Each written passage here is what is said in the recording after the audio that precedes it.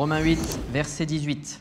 « J'estime que les souffrances du temps présent ne sauraient être comparées à la gloire à venir qui sera révélée pour nous.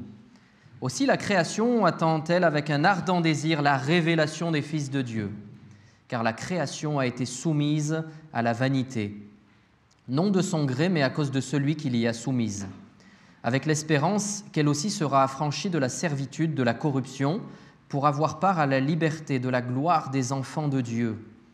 Or, nous savons que jusqu'à ce jour, la création tout entière soupire et souffre les douleurs de l'enfantement.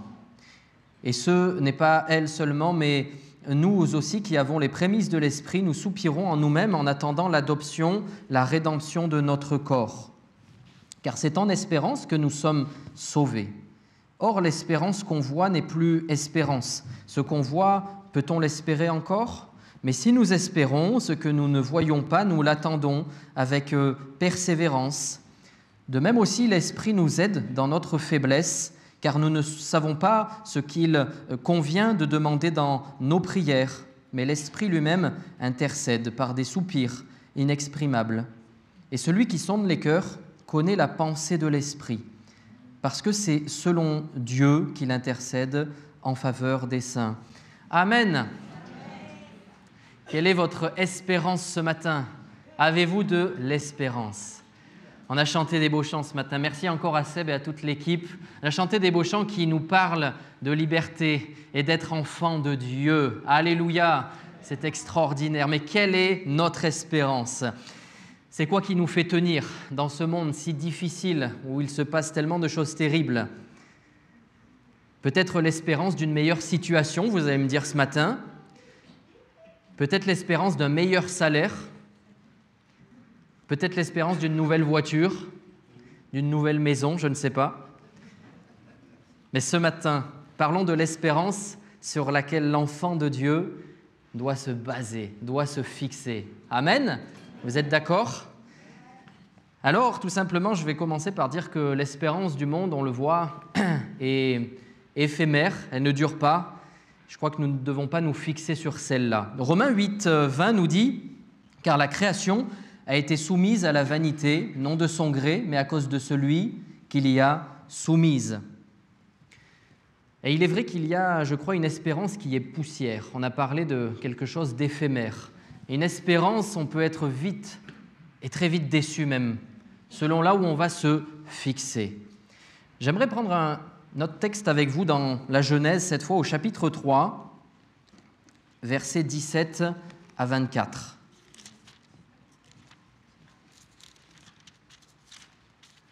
Genèse 3, versets 17 à 24. Il dit à l'homme, « Puisque tu as écouté la voix de ta femme et que tu as mangé de l'arbre au sujet duquel je t'avais donné cet ordre, tu n'en mangeras point. Le sol sera maudit à cause de toi. C'est à force de peine que tu en tireras ta nourriture tous les jours de ta vie. Il te produira des épines et des ronces et tu mangeras de l'herbe des champs. C'est à la sueur de ton visage que tu mangeras du pain jusqu'à ce que tu retournes dans la terre d'où tu as été pris, car tu es poussière et tu retourneras à la poussière. » Adam donna à sa femme le nom d'Ève, car elle a été la mère de tous les vivants. L'Éternel Dieu fit à Adam et à sa femme des habits de peau, et il les en revêtit. L'Éternel Dieu dit, « Voici, l'homme est devenu comme l'un de nous pour la connaissance du bien et du mal. Empêchons-le maintenant d'avancer sa main, de prendre de l'arbre de vie, d'en manger et de vivre éternellement. » Et l'Éternel Dieu le chassa du jardin d'Éden pour qu'il cultive la terre, d'où il avait été pris. C'est ainsi qu'il chassa Adam, et il mit à l'orient du jardin d'Éden les chérubins qui agitent une épée flamboyante pour garder le chemin de l'arbre de vie. Amen. Oui, ce matin, nous parlons d'une espérance en tant qu'enfant de Dieu.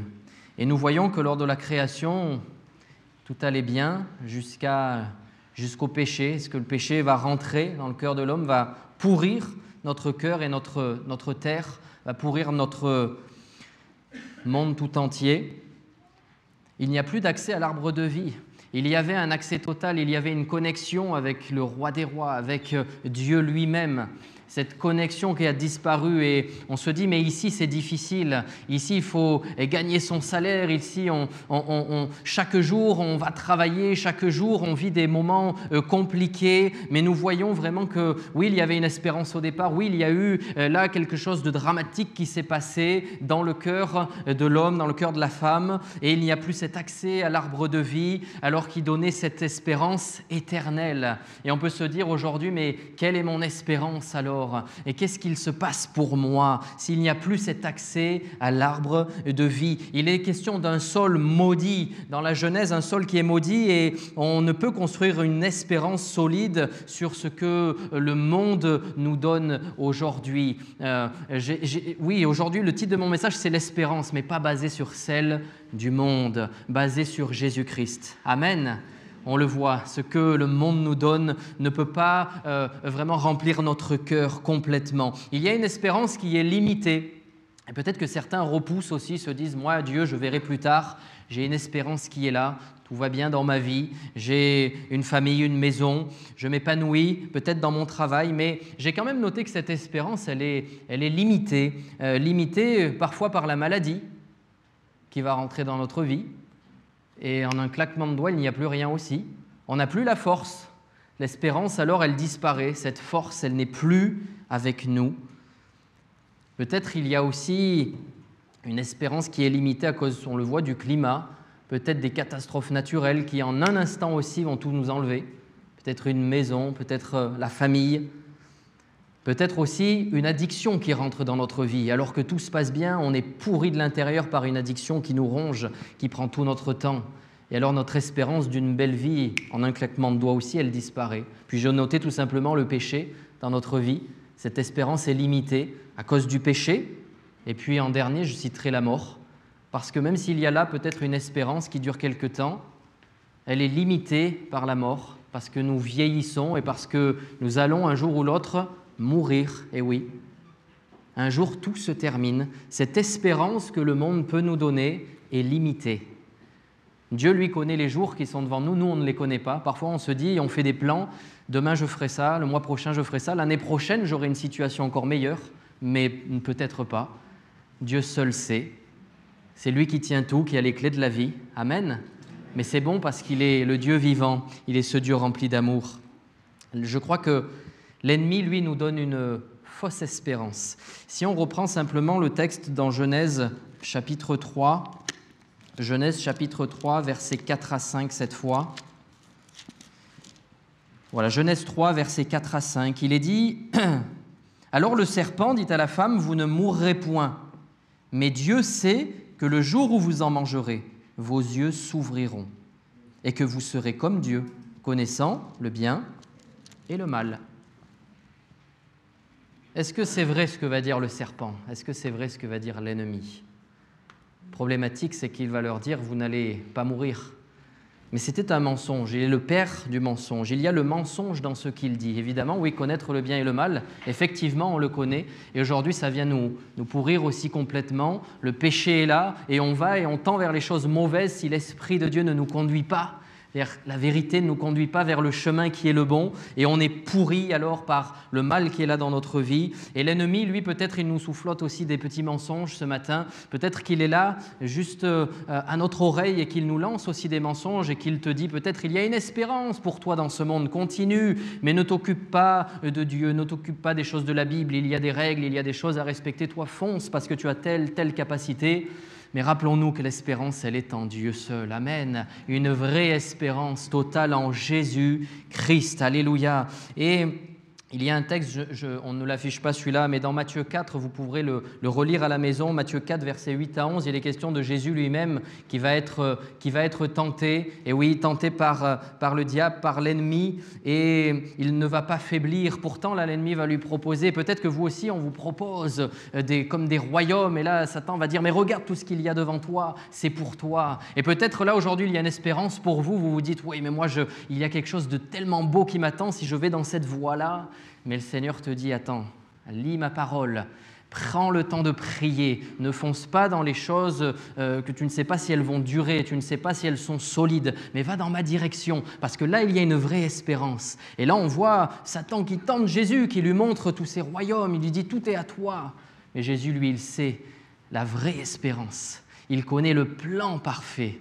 Il sait qu'il va payer, c'est vrai pour chacune de nos vies, amen, pour nous donner accès à cette vraie liberté. Et ce matin, je crois, rappelons-nous de cette vraie liberté qu'il y a dans le sang de Jésus, cette vraie espérance, une espérance totale. Amen. S'attacher, j'ai noté, à une espérance non visible. C'est difficile, hein, ça, hein, quand on ne voit pas. S'attacher à quelque chose qu'on ne voit pas. Mais le Seigneur nous le dit et nous le répète ce matin. Il le veut pour nous. Dans Romains 8, versets 24 à 25, il est dit « Car c'est en espérance que nous sommes sauvés. Or, l'espérance qu'on voit n'est plus espérance. Ce qu'on voit, peut-on l'espérer encore ? Mais si nous espérons ce que nous ne voyons pas, nous l'attendons avec persévérance. » Amen. Peut-être vous voyez cette voiture là qui vous fait envie, vous la voyez, puis là vous avez le billet qui tombe, et alors c'est plus une espérance, vous l'avez, c'est bon. Est-ce que vous savez le retour de Jésus? Est-ce que nous connaissons la date du retour de Jésus? Est-ce qu'on sait quand est-ce que le roi des rois va venir nous chercher? Non, on ne le sait pas, hein? On ne le sait pas. Alors on se prépare. Alors on l'attend, alors on s'attache à son retour. Et c'est ce que Dieu nous demande encore ce matin. Amen. On s'attache vraiment, oui, au retour de Jésus-Christ, de notre Sauveur, qui a tout accompli. Il nous fait cette promesse qui est une promesse véritable. Et cette promesse, peut-être que là, elle n'est pas visible. On ne la voit pas comme vous voyez la voiture, la maison, le salaire, mais elle est bien présente parce que la Bible, elle ne nous ment pas. Amen. La Bible nous dit la vérité. Détachons-nous peut-être des fausses espérances du monde, de ce qu'on a pu entendre ces derniers temps et concentrons-nous vraiment sur celle que Dieu nous promet. Amen. Je crois que l'espérance, de toute façon, quand on regarde un petit peu autour de nous, elle s'évapore petit à petit. Hein. Tous les rêves qu'on peut avoir, on voit qu'avec ce qu'il peut se passer, tout est en train de partir en poussière. Difficile car ce sont des choses non visibles. Mais vous savez, Dieu n'est pas un homme pour mentir. Et oui, il nous dit la vérité, toute la vérité. Alléluia. Ses promesses s'accompliront. C'est extraordinaire, hein? On veut se le répéter ce matin. Seigneur, tes promesses s'accompliront. Et je crois que si on faisait un sondage, il y aurait tellement de belles choses à raconter. Hein? Ça a été dit ce matin aussi, mais il y aurait tellement de cœurs de personnes qui pourraient dire « Moi, Dieu a fait ça dans ma vie. Moi, Dieu, il a fait ça. » Et si vous êtes là, je crois que Dieu vous a touché. Amen. Et oui, c'est magnifique parce que ces promesses s'accompliront.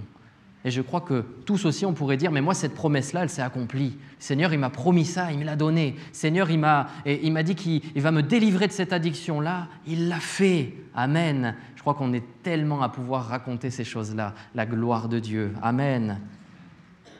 Attachons notre cœur à l'espérance du Seigneur. Comme ça, nous allons pouvoir persévérer. On ne voit pas, mais on s'attache de tout notre cœur. Je veux m'attacher à ce que tu me dis, Seigneur. Et que peut-être dans ce temps-là, peut-être pour certains, les congés, on veut se placer encore devant la parole et se dire, mais Seigneur, c'est vrai, cette année a été dure, peut-être cette année, je ne sais pas ce qui m'attend, mais Seigneur, tout simplement, je veux m'attacher à tes promesses. M'attacher à cette espérance qui va me permettre vraiment de marcher comme toi tu le veux, de m'attacher à quelque chose de concret. Parce que si on s'attache à des choses qui sont faibles, on ne peut tenir. Hein, mais si on s'attache sur quelque chose de solide, on peut continuer la marche.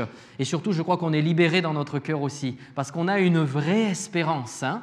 Combien sont ceux qui s'attachent à de fausses espérances ou des choses qu'on a pu leur dire et tout s'effondre du jour au lendemain. Parce que la promesse, elle n'est pas tenue. Mais on l'a dit, Dieu, lui, les tient. Amen. Il n'est pas un menteur. Il nous dit la vérité. Il est le Tout-Puissant. Et alors que peut-être on a été déçus, peut-être on est au fond du trou parce que ce qu'on nous a annoncé ne s'est pas passé, Dieu te dit, moi, je veux accomplir encore ce que j'ai pour toi. Amen. Des projets merveilleux. Dieu honore notre foi. Amen. Dieu honore celui qui le suit, celui qui tient ses promesses, celui qui lit la parole et qui va persévérer, qui va étudier, la méditer. Il honore notre foi. Et alors qu'on prie, alors qu'il y a des situations compliquées, on continue de prier. Et je crois que Dieu honore nos prières. Alléluia. Et j'aimerais prendre un exemple avec vous dans la parole de Dieu. On va se faire du bien encore ce matin. J'aimerais aller dans l'évangile de Luc, Luc chapitre 18. Luc chapitre 18, à partir du verset 35. Luc 18, à partir du verset 35.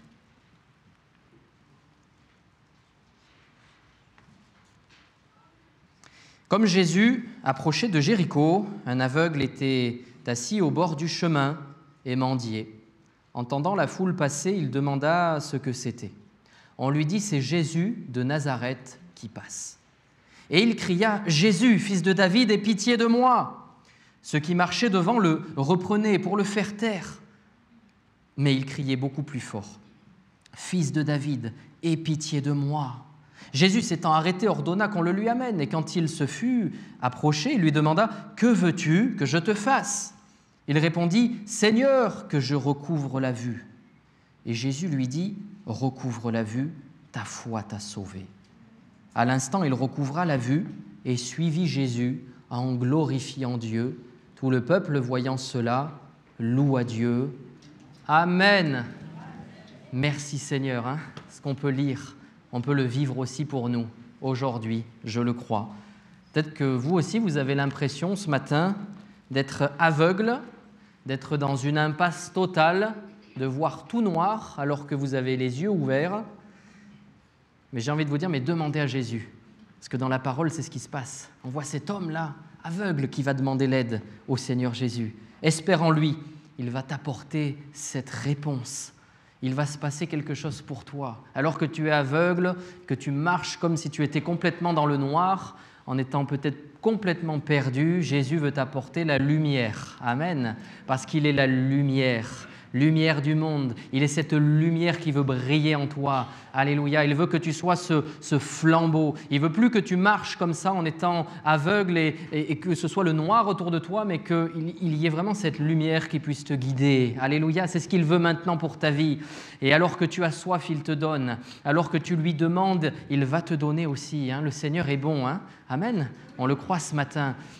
J'aime répéter ce témoignage qu'on a vécu il y a quelques mois, mais je me rappelle encore de nos ados. Et merci Seigneur, ces temps de mini-colo, et les monos et tous ceux qui étaient là peuvent en témoigner. Mais je me rappelle être passé dans les chambres et puis c'était un mercredi soir avant notre veillée, notre temps spirituel. Et puis là, il y a des ados devant moi qui me disent « Mais moi, je ne partirai pas si je ne suis pas baptisé du Saint-Esprit. » Amen. Je vois des ados qui ont le sourire. Amen. Je ne partirai pas. Parce que ces ados, ils avaient cette soif, une soif de Dieu. Et là, je crois que cet aveugle aussi, il savait qu'il y allait se passer quelque chose. Pour lui, il y avait vraiment quelque chose pour lui. Et ces ados aussi, ils savaient qu'il y avait quelque chose. Et on voit, le parallèle là, c'est que Dieu répond. Amen. Et Dieu répond à notre besoin. Quand vraiment nous sommes peut-être perdus, il veut encore nous éclairer. Et ces ados, alors qu'on était dans ce temps de veillée, c'était moi qui intervenais, mais je peux vous dire que je n'étais pas bien ce soir-là en plus, je n'étais pas vraiment dedans, j'étais pas du tout dedans, on se rappelle, et je fais les chants, je fais la prédication, et puis le Seigneur me dit, mais parle du Saint-Esprit maintenant, et c'est vrai que ce n'était pas top jusque-là. Et puis là, je me suis dit, mais Seigneur, c'est toi qui fais tout. Parce que moi, je ne peux rien, Seigneur. Mais c'est personnel. Comme cet aveugle, allez au pied de Jésus, demandez-lui. Parce que c'est quelque chose de personnel. Amen. Et là, on s'est rendu compte, on se regardait avec Morgui aussi, on se disait, mais c'est le Seigneur qui fait tout. On le voit, c'est lui qui est tout-puissant. Et ces ados, ils avaient soif. Et alors qu'on priait, on persévérait dans la prière. Et de 1 baptême dans le Saint-Esprit, et de 2, et de 3, et de 4. Et on a vécu une soirée exceptionnelle, mais parce que c'est le roi des rois qui dirige tout ça. Amen. Alléluia. Et cet aveugle a été guéri aussi, il a retrouvé la vue. Nous pouvons retrouver la vue ce matin. Vous le croyez ? Amen. Gloire à Dieu. L'espérance qui donne accès à une vie nouvelle. Ce matin, on parle d'une espérance. Et oui, cette espérance nous donne une vie nouvelle, un départ, un nouveau départ. Alléluia, hein? Je crois qu'on a besoin aussi d'un nouveau départ. Dans notre vie, quand on démarre sans le Seigneur, on voit la différence avec le Seigneur. Et il nous donne quelque chose de nouveau. Alléluia. Il y a une aide précieuse, on l'a lu dans ce texte de Romains 8, une aide précieuse pour nous, à tous ceux qui croient, tous ceux qui sont enfants de Dieu, nés de nouveau. Cette aide précieuse, c'est le Saint-Esprit. Amen. Devons être remplis du Saint-Esprit. Parce que ces paroles, alors pour nous, sont bonnes. Il nous remet aussi dans la bonne direction. Il nous dit que nous sommes enfants de Dieu. Amen. Nous témoigne aussi de ce lien, de cette connexion avec le Seigneur. Nous avons besoin de cette aide précieuse pour garder toujours cette bonne espérance. Ça marche ? Pour garder cette espérance. Et oui, parce que parfois, l'espérance, elle peut flancher aussi. Parce qu'on est dans une situation un peu plus difficile, cette espérance, on la met de côté. Mais le Saint-Esprit veut toujours nous recentrer vers l'essentiel. Et nous dit, mais regarde à Dieu encore. Et peut-être c'est ce matin un encouragement aussi pour nous, pour notre cœur. Je veux regarder, Seigneur, je veux vraiment m'attarder aussi à être plus sensible au Saint-Esprit. Plus sensible à ce que tu me dis, pour regarder la bonne direction. Il y a une vie nouvelle qui nous est offerte par le Seigneur, par l'action de l'Esprit. Amen. Alors quand nous disons au Seigneur, je te demande pardon, Seigneur Jésus, vraiment pardon pour mes péchés, je veux une vie nouvelle, alors c'est ce qu'il fait, il nous la donne. Amen. Mais c'est par l'œuvre du Saint-Esprit. Alléluia, parce que le Saint-Esprit va rentrer dans notre cœur, il va permettre une nouvelle naissance. Et pour toi, c'est possible aussi aujourd'hui. Peut-être que tu doutes et peut-être que tu entends plein de belles choses, mais tu ne le vis pas. Mais tu ne vas pas le vivre au travers de tes parents, tu ne vas pas le vivre là au travers de quelqu'un d'autre, mais c'est ta foi personnelle, c'est ton espérance, c'est ton salut. Il faut t'approcher du Seigneur. Amen. Et alors tu vas avoir cette vie nouvelle, une action de l'Esprit, sans laquelle personne ne verra le Seigneur. Il nous faut cette vie nouvelle, cette nouvelle naissance. Amen. Elle est accessible parce que Jésus est venu, parce que Jésus est descendu, il est allé sur cette terre. Il n'a pas péché, il a été aussi dans un corps semblable au nôtre, il n'a pas péché. On l'a vu, il a été tenté, mais il est resté ferme. Il est allé jusqu'au bout. Sur la croix, il a pris ton péché. Sur la croix, il a pris tes fardeaux. Sur la croix, il a pris tout ce qui peut maintenant te bloquer. Et peut-être que tu te sens complètement mis de côté. Peut-être que tu te dis que cette espérance, elle n'est pas pour toi ce matin, mais elle est réellement pour toi. Parce que Jésus a tout accompli. Parce qu'il est mort sur une croix pour toi. Même les pires péchés, les choses que tu caches à tout le monde, lui les connaît. Il ne te juge pas, mais il te pardonne. Amen. Ça, c'est extraordinaire. Ça, c'est une espérance merveilleuse. Que Dieu est bon, Je crois que le Saint-Esprit veut nous guider aussi dans une vie de prière efficace. Et on le voit même quand nous ne savons même plus quoi prier, quoi faire, alors le Saint-Esprit est là et va nous aider. Et lui, alors, va pouvoir nous diriger aussi. C'est extraordinaire, Amen. Et puis ce matin, j'aimerais finir en parlant d'une espérance qui pour nous est tellement glorieuse. En tant qu'enfants de Dieu, on va lire un dernier passage dans l'Apocalypse. Texte qu'on connaît bien aussi, le chapitre 21.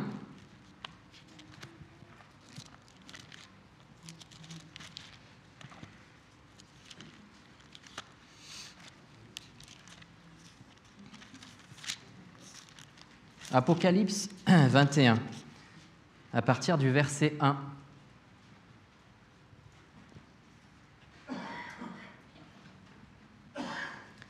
Puis je vis un nouveau ciel et une nouvelle terre, car le premier ciel et la première terre avaient disparu, et la mer n'était plus. Et je vis descendre du ciel, d'auprès de Dieu, la ville sainte, la nouvelle Jérusalem, préparée comme une épouse qui s'est parée pour son époux. J'entendis du trône une forte voix qui disait « Voici le tabernacle de Dieu avec les hommes. Il habitera avec eux et ils seront son peuple, et Dieu lui-même sera avec eux. Il essuiera toute larme de leurs yeux, et la mort ne sera plus. Il n'y aura plus ni deuil, ni cri, ni douleur, car les premières choses ont disparu. Et celui qui était assis sur le trône dit « Voici, je fais toutes choses nouvelles. » Et il dit « Écris, car ces paroles sont certaines et véritables. » Et il me dit « C'est fait. Je suis l'alpha et l'oméga, le commencement et la fin. À celui qui a soif, je donnerai de la source de l'eau de la vie, gratuitement. » Celui qui vaincra héritera ces choses. Je serai son Dieu et il sera mon fils. Mais pour les lâches, les incrédules, les abominables, les meurtriers, les débauchés, les magiciens, les idolâtres et tous les menteurs, leur part sera dans les temps ardents de feu et de soufre, ce qui est la seconde mort. » Amen. C'est une espérance incroyable que Dieu nous dit, que Dieu nous révèle. Un nouveau ciel, une nouvelle terre. Alors que tout est en train de mourir, de disparaître petit à petit, que le péché se répand dans les cœurs, sur notre terre, alors nous avons là quelque chose de précieux pour nous faire tenir. Chose qu'on ne voit pas là encore, mais on veut s'attacher à la parole de Dieu. Seigneur, je veux m'attacher à toi. Ce que tu me dis, c'est tellement bon.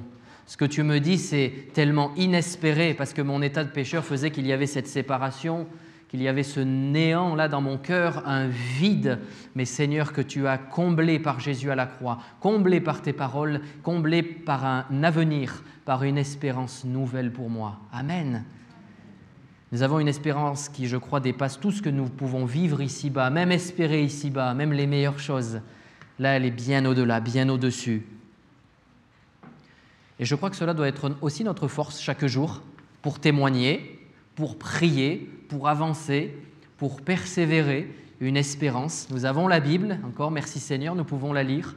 Je crois que ça doit être notre force aussi de chaque jour. Et puis il est noté dans un des versets de l'Apocalypse chapitre 21 que Dieu fait quelque chose de nouveau. Amen.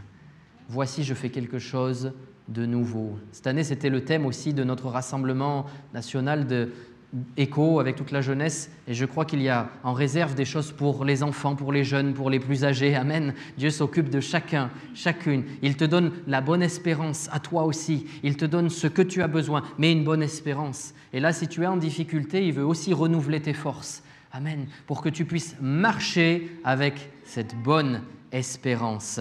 Et je crois qu'il y a aussi quelque chose de nouveau dès maintenant.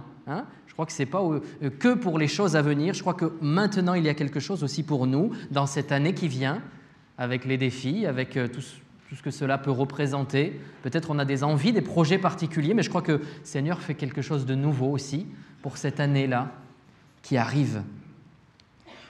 Et je crois que ça va nous donner encore plus envie d'attendre les choses glorieuses du Seigneur. Amen. Parce que petit à petit, on avance et on voit ce que le Seigneur nous donne, ce qu'il fait pour nous, et on se dit, Seigneur, ce qui arrive au but, à la fin, c'est magnifique. Je veux le vivre. Que ce soit notre prière. Seigneur, je veux m'attacher à toi, m'attacher à tes promesses parce que je veux le vivre. Je veux marcher avec persévérance parce qu'il y a cette promesse pour moi aussi d'un nouveau ciel, une nouvelle terre, une vie éternelle auprès de Jésus. Dans une prière, je l'ai entendu, mais oui, j'ai envie d'être auprès de toi, Seigneur Jésus. J'ai envie vraiment de passer ce temps-là avec toi parce que notre Sauveur est bon, il est rempli d'amour, il nous aime. Amen. C'est lui qui nous donne un nouveau cœur. Alléluia. Nous avons une vraie espérance en Jésus-Christ. Prions un moment. Seigneur Jésus, vraiment, nous te bénissons. Seigneur, encore ce matin, nous sommes tellement reconnaissants de ce que tu nous dis dans ta parole, reconnaissants de pécheurs que nous étions. Seigneur, tu nous donnes une vie nouvelle, tu nous donnes un cœur nouveau par l'action du Saint-Esprit, Seigneur Jésus.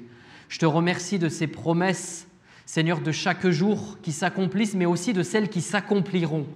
Et Seigneur, nous voyons dans ta parole des choses pour nous qui sont si bonnes, qui sont tellement inespérées. Seigneur, nous voulons nous attacher à cette espérance-là. Nous voulons nous attacher, Seigneur, aux choses de Dieu, choses invisibles, Seigneur mon Dieu. Aide-nous, Seigneur, à faire la différence avec l'espérance peut-être du monde pour tendre vraiment vers cette relation avec toi, une relation pure, une relation sainte, Seigneur mon Dieu, s'il te plaît.